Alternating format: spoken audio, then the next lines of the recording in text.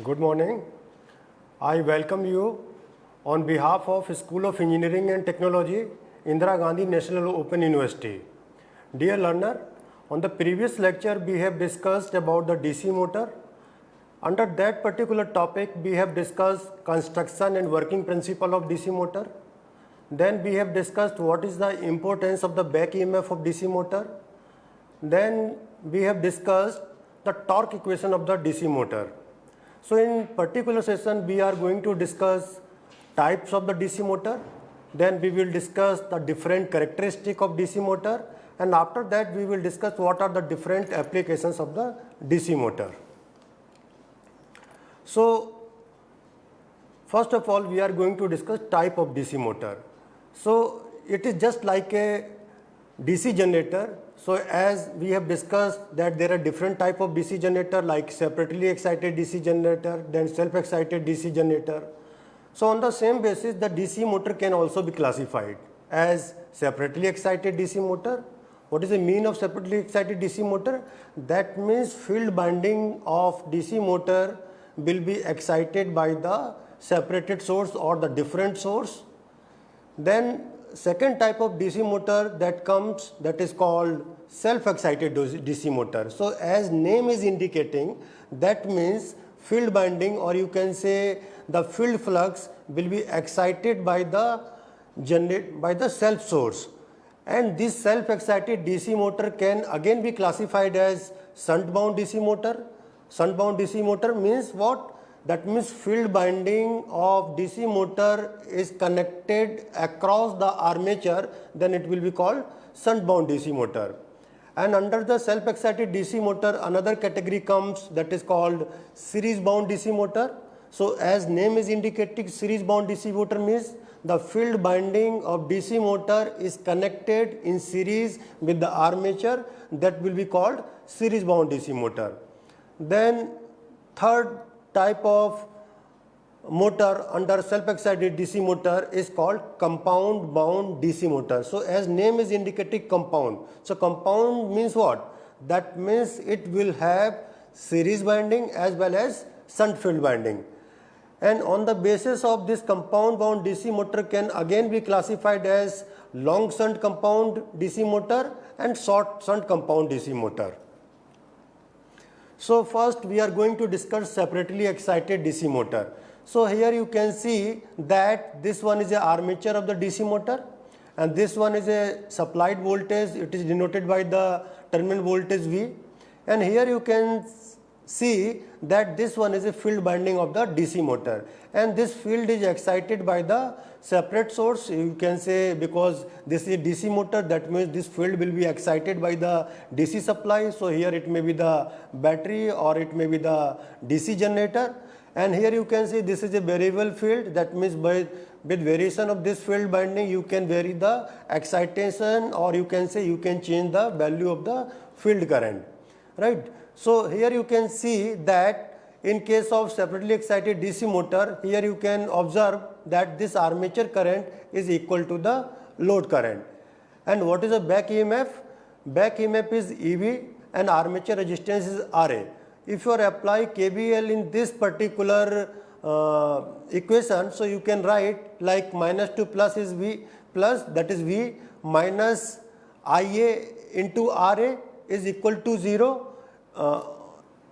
Is equal to EV, that is back EMF, or you can say you can write V minus IARA minus EV is equal to 0, or you can write EV equal to B minus IARA. So what is the value of back EMF? Value of back EMF is EV equal to B plus B minus IARA, where V is the applied voltage, or you can say terminal voltage, that is V, it is a DC voltage, and RA is a armature resistance, IA is a armature current.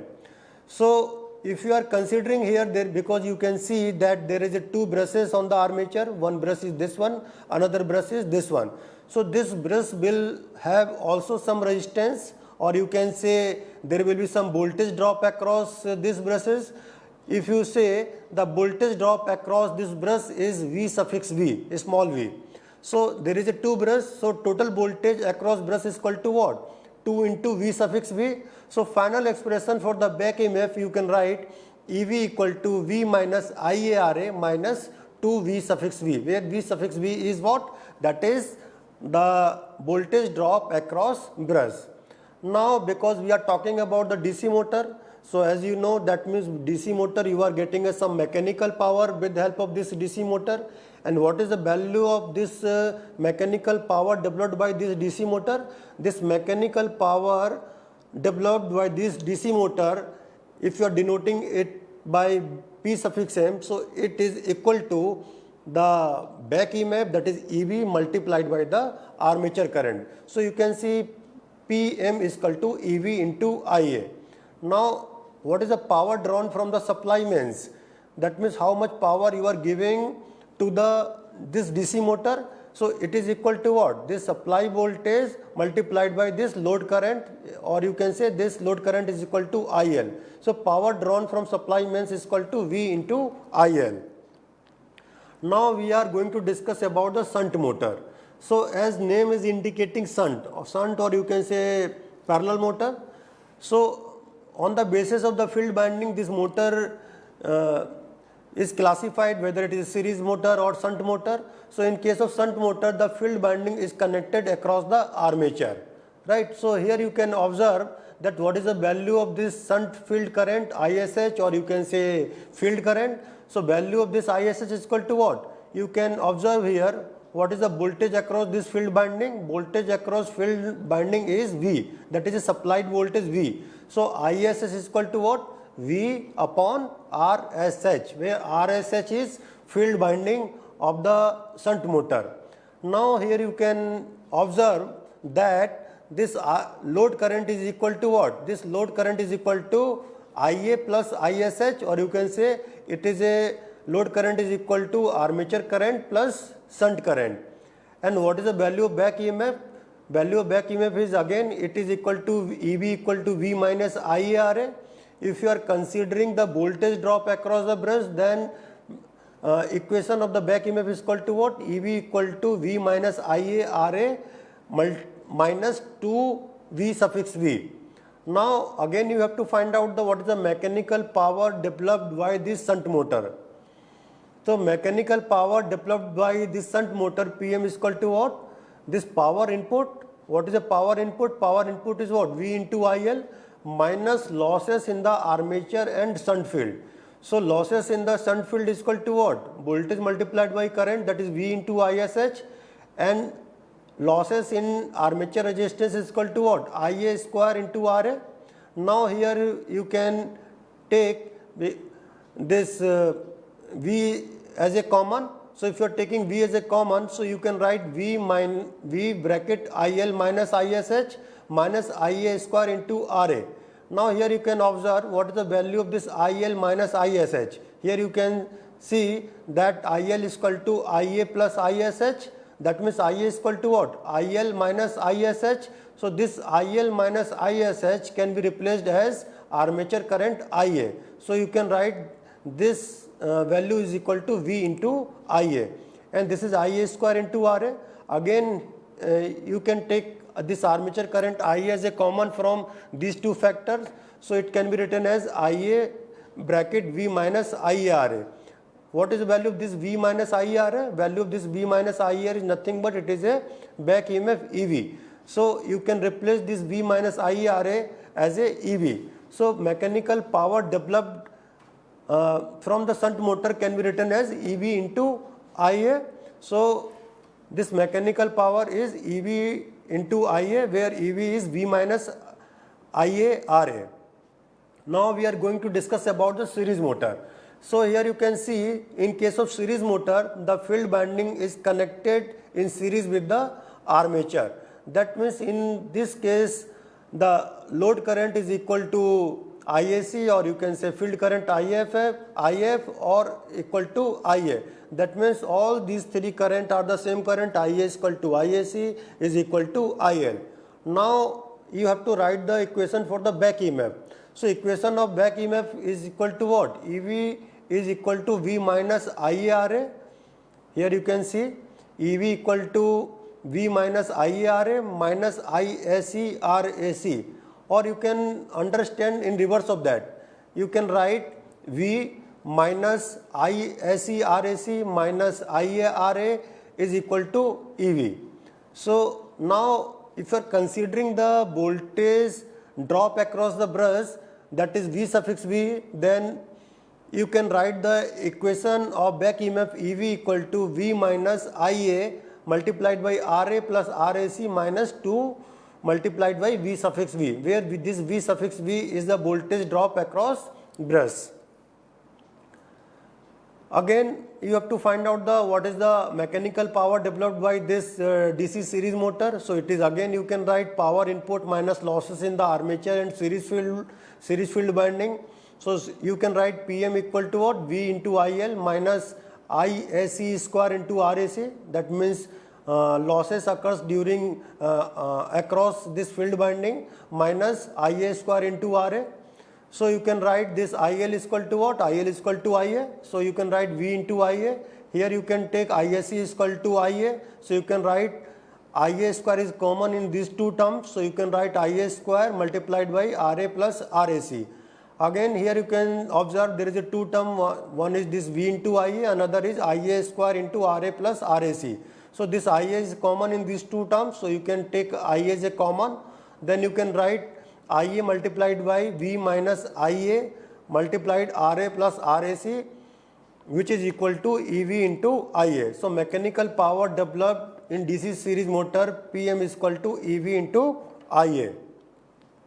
Now we are going to discuss about the compound motor. As I already told you that compound motor can again be classified as long shunt compound motor and short shunt compound motor.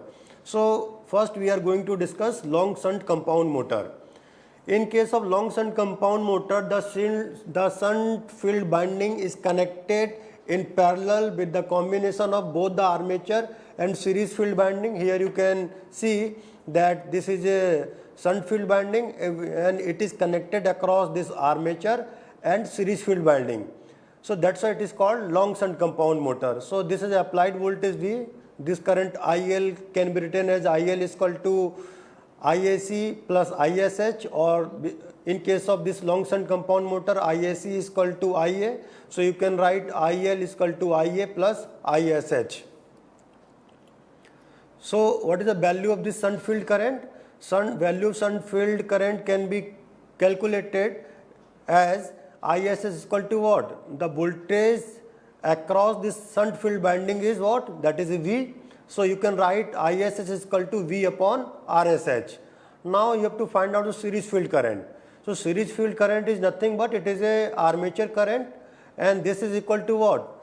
This is equal to IL minus ISH, or you can say IL is equal to ISH plus IA. So you can write IA is equal to IL minus ISH, or you can say ISC is equal to IA is equal to IL minus ISH. Now you have to find out the value of back EMF. So this back EMF EV can be written as V minus IARA minus ISE into RAC, where this IAC is a field current across series field winding, and this IA is a armature current. So here you can write this IAC is equal to IA, because this IA is equal to what? IAC. So you can write EV minus IARA minus IA into RAC. Now here IA is common. So you can write EV minus IA multiplied by RA plus RAC. If you are considering the voltage drop across brush, then you can write the equation for the back EMF EV equal to V minus IA multiplied by RA plus RAC minus 2 V suffix V, where this V suffix V is what? This is a voltage drop across brush. So what is the mechanical power developed by this long shunt compound motor? It can be written as mechanical power developed from the long shunt compound motor is equal to EV into IA, where EV is what? EV is nothing but it is a back EMF. Now if you are interested to calculate how much power is being given to this a long shunt compound motor. So this is can be written as V into IL, where V is a supplied voltage and IL is a load current. Now the second type of compound motor is basically called short shunt compound motor. So in case of short shunt compound motor, the shunt field binding is connected in parallel with only the armature. Here, unlike long shunt compound motor, the shunt field winding was connected across armature and series field winding, but in case of short shunt compound motor, the shunt field winding is connected across armature only.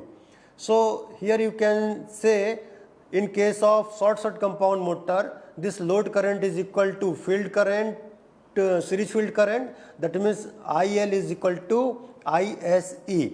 Now you want to calculate the what is the value of this shunt field current. So it can be written as V minus IL, this V minus voltage drop across this series field winding. So how much voltage you are getting at this point? So at this point the voltage is what? V minus IL into RAC. So this is a voltage across this this shunt field winding. So ISH is equal to V minus IL RAC upon RSH. In reverse of this, you can also write the shunt field current ISH is equal to EB. EB is this back EMF plus IARA upon RSH. Now, what is the value of this armature current IA? Value of this armature current IA is equal to IL, that is a load current, minus ISH, that is a shunt field current, and back EMF can be calculated as EG, or you can say EB. It is not EG, it is a EB. This back EMF EB can be written as B minus IARA minus IL into RAC. Again, if you are considering the voltage drop across brush, then you can write back EMF EB is equal to V minus IARA minus IL RAC minus 2 multiplied by V suffix V, where V suffix V is the voltage drop across brush. Again, if you are interested to calculate what is the mechanical power developed by this short shunt compound motor, so mechanical power developed by this short shunt compound motor can be written as EB into IA, where EB is what? EB is nothing but it is a back EMF, and power drawn from the input, or you can say how much power is being given to this short shunt compound motor, it can be written as supply voltage V multiplied by load current, that is IL. Now this compound motor can again be classified, or it can be subdivided as cumulative compound motor and differential compound motor. So as name is indicating, cumulative compound motor means what? That means because in compound motor there is a two type of fluxes are being produced. One is due to the series field binding and another is due to the shunt field binding.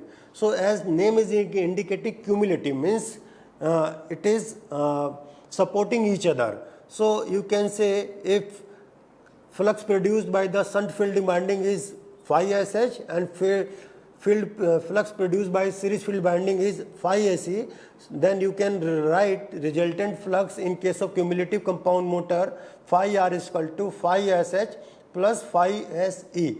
That means in case of cumulative compound motor, both the flux are supporting each other. But in case of differential compound motor, what is happening? These two flux are opposing each other. So in case of differential compound motor, you can write resultant flux phi R is equal to phi SH minus phi SE. Here we are assuming that flux produced by the shunt field binding is more than the series field binding. That's why we are writing phi R is equal to phi SH minus phi SE. Now we are going to discuss the characteristic of the DC motor. So why these characteristics are drawn? To determine the performance and stability of any DC motor, characteristics are drawn, and there are different type of characteristics that we have to study, and this characteristic can be classified as speed characteristic, electrical characteristic, mechanical characteristic. And speed characteristic is basically if we are drawing or the characteristic between speed and armature current, then it will be called speed characteristic. If you are drawing the graph between torque and armature current, then you can say this characteristic is called electrical characteristic. If we are observing the performance with respect torque with respect to speed, then we will say it is a mechanical characteristic. So there is three type of characteristic that we have to understand here. First is speed characteristic, or you can say speed armature current characteristic. Second one is electrical characteristic, that is called torque armature current characteristic. And third one is mechanical characteristic, that is called torque speed characteristic. So one by one we will discuss all these three characteristics for DC series motor, DC shunt motor and compound motor. So for drawing the characteristic and what will be the observation and how you can draw the characteristic, we have to remember this formula, which are very important if you are going to discuss the characteristic. So for the any motor, you know that you can write the armature current is equal to what? V minus EB upon RA, right? So armature current is what? This V minus EB, where V is the applied voltage and EB is a back EMF and RA is the armature resistance. Second formula that you have to keep in your mind, that is called EB is directly proportional to N into phi, where N is what? N is the speed of the motor. And from where this expression is coming, EB is equal to P phi N 60 upon Z upon A. So remaining terms are the constant, and which one is the variable terms, that is the speed and flux. So EB is directly proportional to the speed and flux of the DC motor, or you can say that this speed can be written as N is equal to EB upon phi, where this EB is a back EMF and phi is a flux. Third formula that we have to keep in your mind, that is torque is directly proportional to flux multiplied by armature current. And this expression we have already discussed in the previous lecture. What will be the torque equation of the DC motor?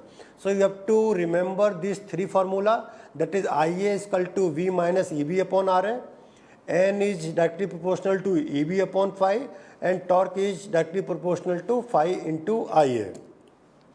So first characteristic that we are going to discuss for the DC series motor, that is called speed characteristic, or you can say speed armature current characteristic. That means what will be the variation of the speed with respect to the armature current in case of DC series motor. So here you can observe that here the three formulas have been shown here. N is directly proportional to EB upon phi, as we have already discussed, and EB equal to B minus IA, because it is a series motor. So in case of series motor, equation of EB is equal to B minus IA multiplied by RA plus RAC, because both the binding, armature resistance and series field binding, is connected in series. That's why it is written EB is equal to B minus IA multiplied by RA plus RAC. And phi A is directly proportional to the armature current, because in case of DC series motor, all the field means series field binding is connected in series with the armature. So field current is equal to the armature current. So you can say the flux of DC series motor is directly proportional to the armature current.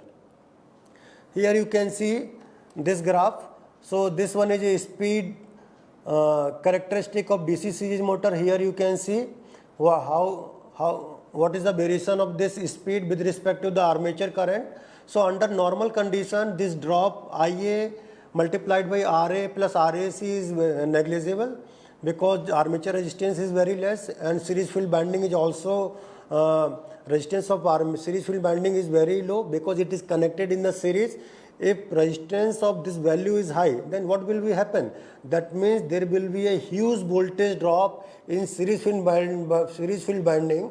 So whatever the voltage you are applying across the armature of the DC motor, you will not get. That's why we have to keep in our mind that this resistance should be low. if this voltage resistance is low, that means whatever the voltage drop across this armature and series field winding, it is you can neglect it.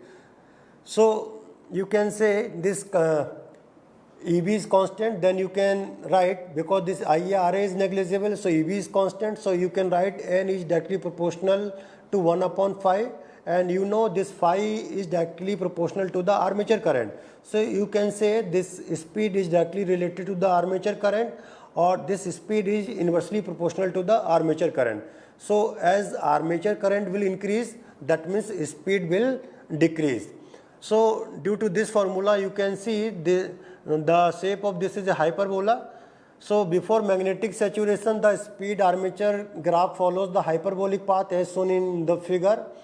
In this region, the speed decreases abruptly with the increase in load or armature current. So here you can see the variation of the speed with respect to the armature current. And what will happen after the magnetic saturation? Because after the magnetic saturation, this flux becomes constant. If this flux becomes constant, so there will be no variation in the speed. Here you can see after the saturation, this speed is not changing. So here you can see, understand by this formula, N is directly proportional to EB, which is directly proportional to V minus IA RA plus RAC. So before the saturation, the shape of this graph is a hyperbola, and after the saturation, the speed becomes constant because flux becomes constant. So therefore a series motor is never started on no load, and to start a series motor, mechanical load is put on it first and then it is started. Second characteristic that we are going to discuss, torque armature current characteristic, or you can say electrical characteristic for DC series motor. So as you know that torque is directly proportional to flux into armature current, and in case of series motor, before the magnetic saturation, this flux is directly proportional to IA. If this flux is directly proportional to IA, so you can say this torque is proportional to IA square. And after the saturation, this torque is directly proportional to IA, which will be the straight line. So here you can see this point A, you can see in this graph. This graph is basically torque armature current characteristic, or you can say electrical characteristic. So this OA is representing before the saturation, because before the saturation, this phi is proportional to IA. If phi is proportional to IA, that means torque is proportional to IA square. Right, and after the saturation, this flux becomes constant. That means this torque is basically straight line, because torque is directly proportional to IA. So after magnetic saturation, the flux phi becomes constant. Therefore, T is proportional to IA, and it is seen that before saturation, this T is proportional to IA square. So when load is applied to this motor at start, it takes large current and heavy torque is produced. That is, this DC series motor can be used where high starting torque is required. So this DC series motor can be used for the electric train also. It can be used in lift also. Now we are going to another characteristic that is called mechanical characteristic. So this mechanical characteristic is nothing but it is called torque speed characteristic. Here you can see the variation of the speed with respect to the torque. This characteristic is derived from the first two characteristics. At low value of load, that is armature current and torque are small, but speed is very high. So as the load increases, so IA and torque increases, but the speed decreases rapidly. So for increasing torque, speed decreases rapidly as shown in figure. So this is basically called speed torque characteristic, or you can say it is also called mechanical characteristic of DC motor. Now we are going to discuss the characteristic for the shunt motor. So in case of shunt motor, the shunt field winding is connected across the armature. So first characteristic that we are going to discuss, that is called speed armature characteristic. So as you know, the speed of any motor is directly proportional to EB and inversely proportional to phi. So here you can see this N is directly proportional to EB, and EB is equal to what? EB is nothing but it is a V minus IRA. So if armature drop IA RA is negligible, so speed of the motor will remain constant for all values of the load as shown by the line AV, because this N is directly proportional to V. So whatever the voltage you are applying to run this DC motor, that means this V is fixed. If this V is fixed, that means speed of the shunt motor is fixed. That's why it is denoted by AV. That means the speed of the shunt motor is constant. Now, as the armature current increases due to the increase of load, armature drop IARA increases and speed of the motor decreases slightly as shown by the straight line AC. Here you can observe this IA. So it is due to the some voltage drop across the armature. That's why this graph is coming as shown as AC. Since there is no appreciable changes in the speed of DC shunt motor from no load to full load, so it is considered to be as a constant speed motor. So that's why it is called shunt motor as a constant motor, because in case of shunt motor there is a less effect of the voltage drop. It is directly proportional to the supply voltage, and the supply voltage is fixed. That means speed is fixed.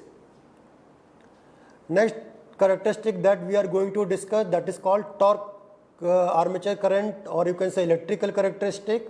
So as you know that torque is directly proportional to phi into Ia, and since flux is constant, so torque is directly proportional to Ia. So it is clear from characteristic curve that a large armature current is required at the start if machine is on heavy load. So shunt motor should never be started at no load. So here you can see that torque is directly proportional to Ia. So this is a basically this OP is representing the torque armature current characteristic, because it is showing the straight line, or you can say it is as Ia is increasing, torque is increasing. So this is a basically linear variation. Now next characteristic is basically called torque speed characteristic, or you can say mechanical characteristic. So here you can see that speed torque characteristic is derived from the first two characteristics. So when load torque increases, armature current increases, but speed decreases slightly. So as torque is increasing, there is a decrement in the speed of this DC shunt motor. Now we are going to discuss the characteristic of the compound motors. So as you know, there is a two type of compound motor, which is called differential compound motor and cumulative compound motor. So cumulative compound motor are the most common motor, and the characteristic of this motor lie between the shunt and series field motor. So here you can see that in case of speed armature characteristic, because N is inversely proportional to phi. So in case of cumulative compound motor, that means these two flux are supportive. That means value of flux is more. So if value of flux is more, that means speed will be less. So here you can see, so as flux is increasing, speed is decreasing. But in case of differential compound motor, the net flux is reducing, because phi r is equal to what? Phi sh minus phi se. That's why this speed is increasing. Similarly, you can understand the torque armature characteristic of compound motor, because torque is directly proportional to phi into Ia. That means torque depends on the flux and armature current. So in case of a cumulative compound motor, the value of flux is more, because both the flux are supporting. That means flux is increasing. So of course this torque is increasing. Here you can see, in case of differential compound motor, the flux is decreasing. That means torque is also decreasing. Now we are going to discuss the applications and selection of the DC motor. So first motor is basically called separately excited motor. So separately excited motor are very accurate speed giving motor. Moreover, these motors are the best suited where speed variation is required from very low value to high value. And these separately excited motor are used in the steel rolling mills, paper mills, diesel electric propulsion of the ships, etc. Second motor that we are going to discuss, that is shunt motor. So as you as you have already observed the characteristic of the shunt motor, and we have seen that it is almost constant speed motor. Therefore, it is used under the this condition where the speed variation is very less from no load to full load. So that means where constant speed is required, where you can use the shunt motor, and this shunt motor can also be used where it is required to drive the load at various speeds, and various speeds are obtained by speed control method, and any of the speed is required to be maintained almost constant for a relatively long period. So this shunt motor can be used in various machine tools such as lathe machines, drilling machine, milling machine. This shunt motor can also be used in the printing machines, paper machines, centrifugal and reciprocating pump, and blowers and fans, etc. That means where constant speed is required, this shunt motor can be used. Now next motor is, that is series motor. So the characteristic of a series motor is revealed that it is variable speed motor, that is speed is low at high torque and vice versa. Moreover, at light load or no load, the motor attains dangerously high speed, therefore it is employed under the this condition. So this series motor are used where high torque is required at the time of starting to accelerate heavy loads quickly, and this series motor are used where the load is subjected to heavy fluctuation and speed is required to be adjusted automatically. So this series motor can be used in electric trains, diesel electric locomotive, because in case of electric train you require a very high starting torque, and the diesel electric locomotive is also high starting torque is required. In case of crane is also high starting torque is required, that means you can use that series motor. This series motor can also be used in the hoist, trolley cars, trolley buses, rapid transit system and conveyors also. Next is compound motor. The important characteristic of this motor is that the speed falls on heavy loads as in series motor. However, at light loads, the maximum speed is limited to safe value. Therefore, it is used under the following condition where high torque is required at the time of starting and where load may be thrown off suddenly. In this situation, compound motor can be used. Compound motor can also be used where load is subjected to the heavy fluctuation. So if there is a heavy fluctuation are there, in that case you can use the compound motor. And this application of cumulative compound motor are in the elevators, rolling mills, planers, punches, shears. And this differential compound motor can be used where the speed of this motor will increase with increase in the load, which leads to unstable operation. Therefore, we cannot use this motor for any practical application. So in case of compound motor, only cumulative compound motor are generally used for the elevator, rolling mills, planers, punches, shears, etc. So dear learner, in this particular session we have discussed the type of the DC motor, like separately excited DC motor. Then under self-excited DC motor we have discussed series motor, shunt motor, compound motor. Then we have also discussed the different characteristic of the DC motor, and in the detail the different characteristic have been discussed for the shunt motor, series motor and compound motor. Then we have also understood what are the various applications of the series motor, shunt motor and compound motor. Thank you very much.